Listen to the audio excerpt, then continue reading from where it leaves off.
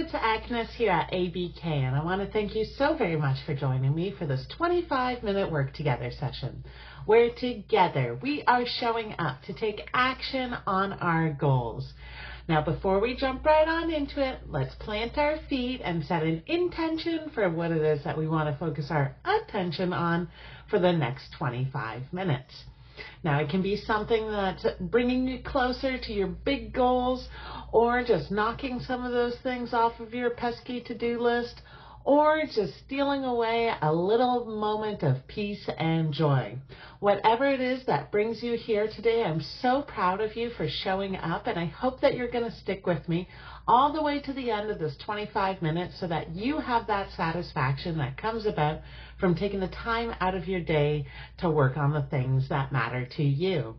Now, for myself, I am knocking some things off of my pesky to-do list, so that is what I am going to be focusing in on, and I hope that you are ready to go with your intention as I'm ready to go with mine. I hope you have everything you need as I've got everything I need, and let's go ahead and do this together. I hope you appreciate the sounds of the countryside, which are going to help ground us during this session, and I will let you know when time is up. Have a great session. We'll see you in 25 minutes.